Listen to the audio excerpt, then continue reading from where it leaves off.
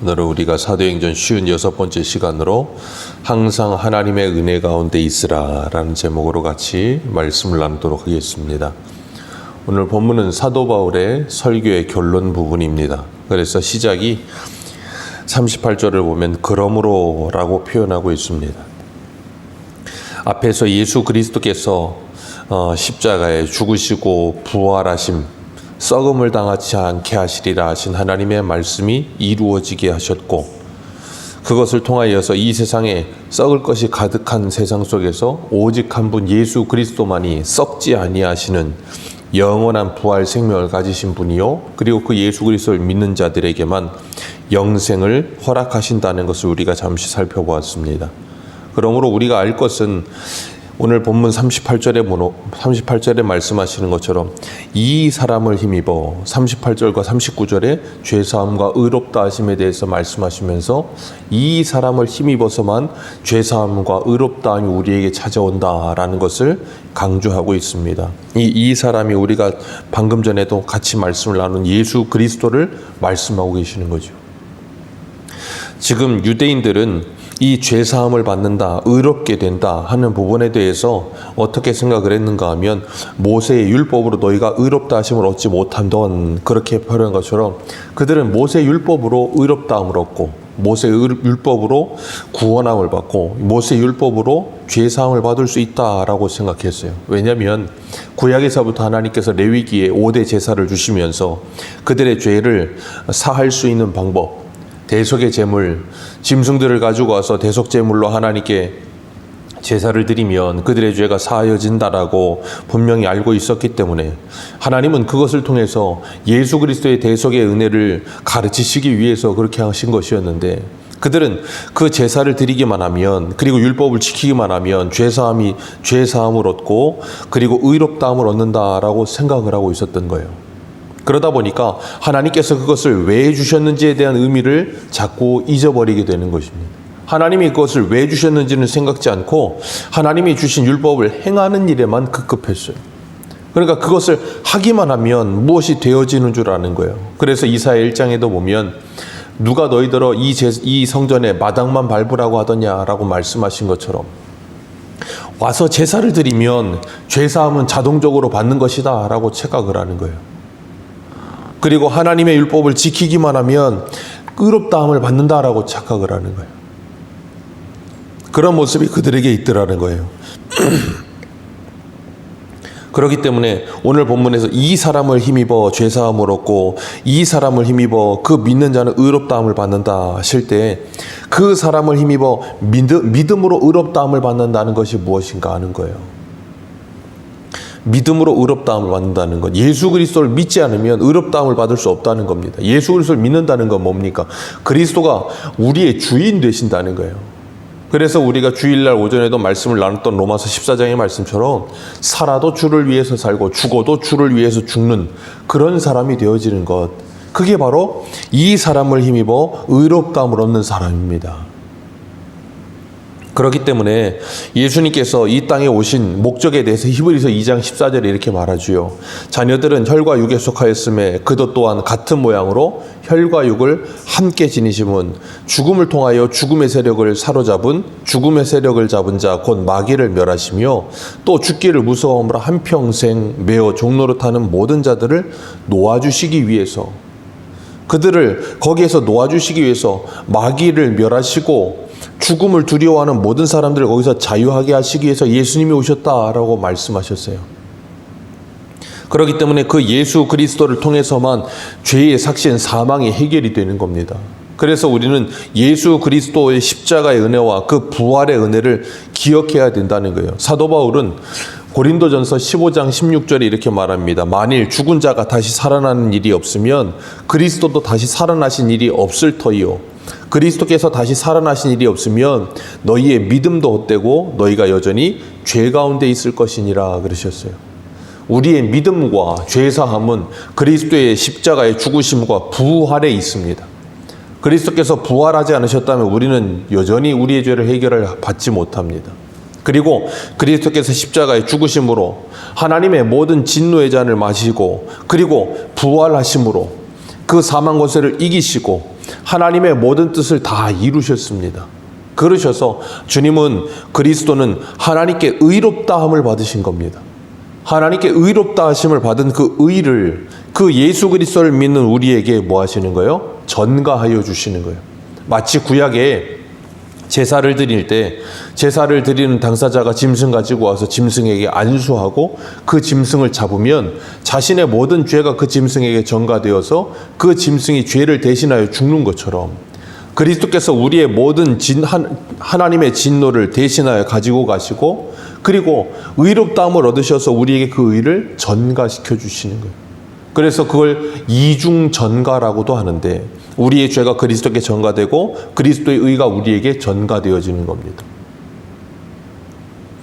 그래서 우리가 잊지 말아야 될 건 무엇인가 하면 주님께서 우리를 깨끗게 하시는 방법, 우리를 거룩하게 하시는 방법, 예수 그리스도를 믿음으로입니다. 그래서 로마서 8장 1절, 우리 조금 뒤에 있으니까요. 로마서 8장 1절 보겠습니다. 로마서 8장 1절과 2절 같이 한번 읽어보겠습니다.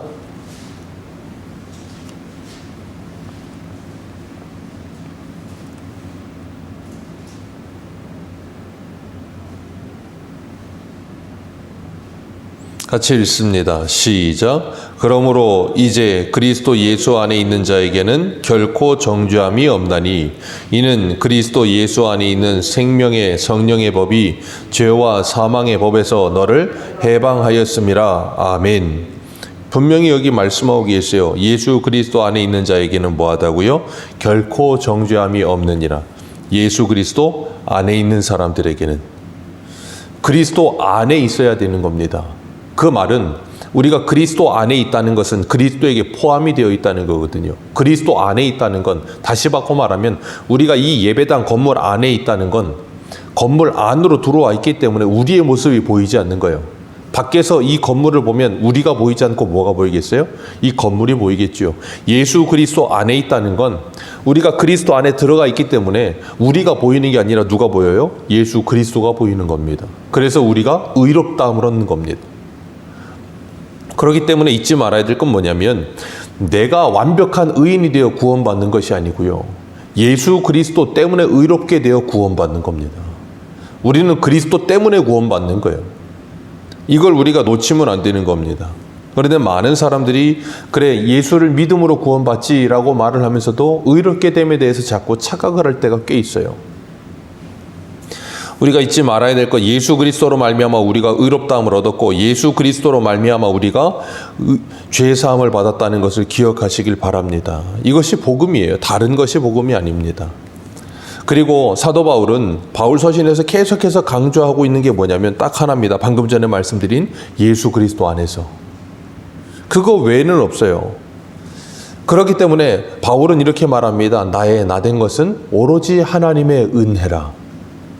하나님의 은혜가 아니고서는 설명이 되지 않는다는 거예요. 그래서 40절에 보면 선지자들을 통하여 하나님께서 말씀하신 그 말씀이 너희에게 미치지 않도록 조심하라 그러면서 41절에 뭐라 그래요?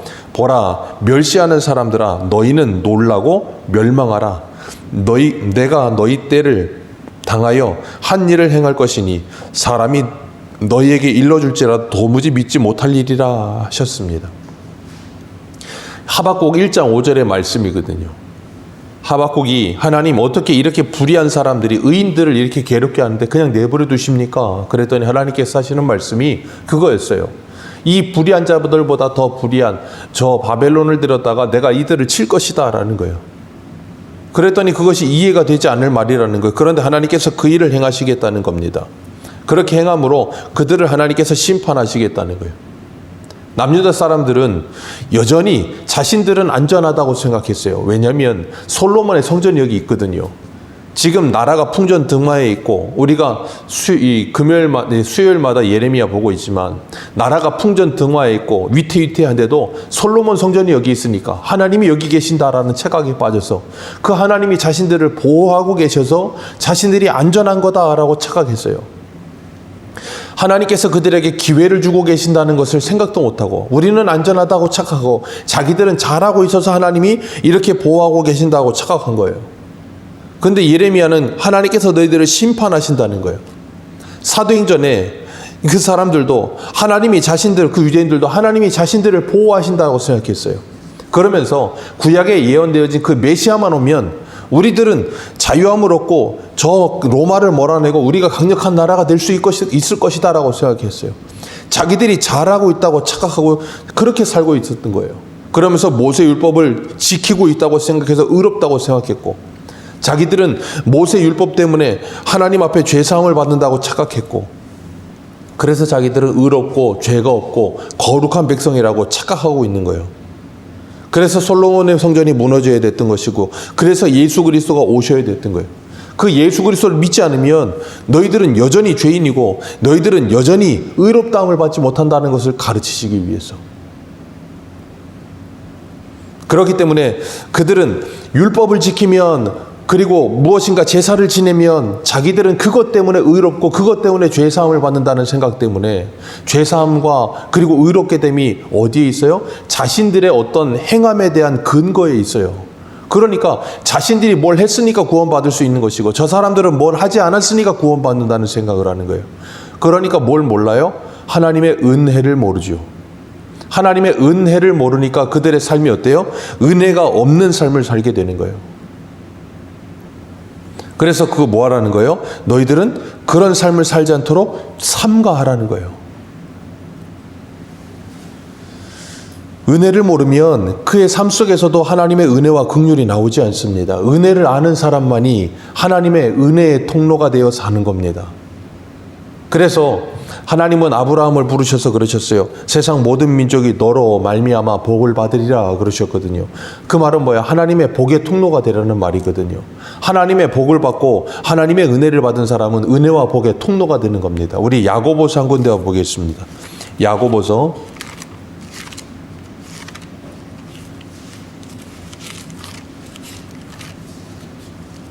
야고보서 2장 13절입니다.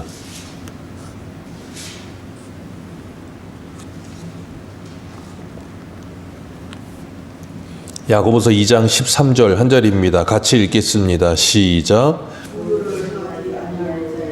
긍휼 없는 심판이 있으리라. 긍휼은 심판을 이기고 자랑하느니라. 아멘. 여기 분명히 말씀하세요. 긍휼을 행하지 않는 자에게는 긍휼 없는 심판이 있으리라. 긍휼은 심판을 이기고 뭐 한다고요? 자랑합니다. 긍휼은 심판을 이기고 자랑한다는 말은 뭐예요? 긍휼을 행하는 자가 된다는 거예요. 하나님의 은혜를 받고 하나님의 긍휼하심을 받은 사람들은 반드시 뭐 하게 돼 있다고요? 하나님의 긍휼과 은혜를 사람들에게 베풀게 되어 있다는 거예요. 그런데 하나님의 긍휼과 은혜로 구원함을 받았고 죄사함을 받았다는 것을 모르는 사람은 자신이 무엇을 해서 구원함을 받고 자신이 무엇을 해서 죄사함을 받았고 자신이 뭘 해서 의롭다함을 받았다고 생각하는 사람은 다른 사람 또한 뭐예요? 그렇게 해야 된다고 생각하는 거예요. 그러니까 그렇게 하지 않으니까 너희들은 의롭지 못하고 그렇게 하지 않으니까 너희들은 구원받지 못한다라고 정죄하게 되는 거예요. 그러니까 은혜가 없고 뭐예요? 정죄만이 남아요.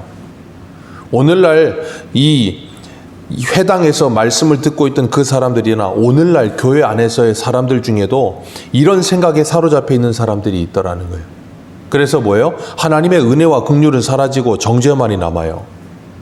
그래서 바울은 이렇게 말합니다. 42절에 바울의 설교를 들은 사람들이 나가면서 뭐라 그래요? 다음 주에도 다음 안식일에도 이 말씀을 해달라고. 그리고 모임이 끝나고 다 흩어지는데도 그 사람들이 흩어지지 않고 뭐예요? 바울과 바나바를 따르니까 두 사도가 그들을 바라보면서 뭐라고 권면합니까? 두 사도가 더불어 말하여 항상 하나님의 은혜 가운데 있으라. 이게 가장 중요합니다. 하나님의 은혜 가운데 있는데 어떻게 해요? 항상 하나님의 은혜 가운데 있으라. 이 바나바가 안디옥에 교회가 세워졌다는, 그리스도인이 생겼다는 소식을 듣고 예루살렘에서 파송을 해서 안디옥 오잖아요. 그리고 안디옥 교회를 봤을 때 우리 사도행전 11장 23절 보겠습니다. 두 장만 앞으로 가셔서 사도행전 11장 23절 우리 같이 한번 한 절만 읽겠습니다. 시작. 그가 이르러 하나님의 은혜를 보고 기뻐하여 모든 사람에게 굳건한 마음으로 주와 함께 머물러 있으라 권하니. 아멘. 여기 분명히 바나바가 안디옥 교회를 향해 뭐라고 권면해요? 굳건한 마음으로, 흔들리지 않는 마음으로 주와 함께 머물러 있으라. 왜요? 주와 함께 머물러 있으므로 그들이 뭐 했어요? 하나님의 은혜가 보였거든요. 은혜 가운데 살아가는 모습이 보인 거예요. 어떻게 가능했어요? 주와 함께 살아감으로. 오늘 본문의 사도 바울이 뭐라 그래요? 항상 하나님의 은혜 가운데 있으라. 굳건하여 흔들리지 말고 항상 하나님의 은혜 가운데 있으라. 이 하나님의 은혜 가운데 살아가야 교회가 교회다워지고요. 성도가 성도다워집니다. 교회가 하나님의 은혜를 잃어버리면, 성도가 하나님의 은혜를 잃어버리면 그 다음에는 마치 예수님께서 마태복음 말씀하신 것처럼 소금이 그 맛을 잃어버린 모습이 되는 거예요. 성도의 성도다움이 없어져 버려요. 거룩함이 사라진다는 거예요. 그리고 나면 교회가 교회다움이 사라지고요. 성도가 성도다움이 사라집니다. 그리고 나서 세상에 나가면 세상 사람과 구별되지 않아요. 왜요? 은혜와 긍휼이 사라져 버리니까요. 그러니까 세상 사람과 똑같이 어떻게 합니까? 정죄하고 판단하고 비난하고 그 일만 가득한 거예요. 왜요? 은혜가 없으니까요.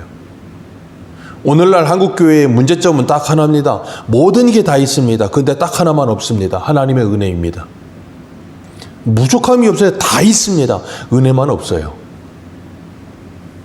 예전에는 우리 한국교회가 예전에는 모든 것이 없었습니다. 근데 딱 하나만 있었습니다. 하나님의 은혜요.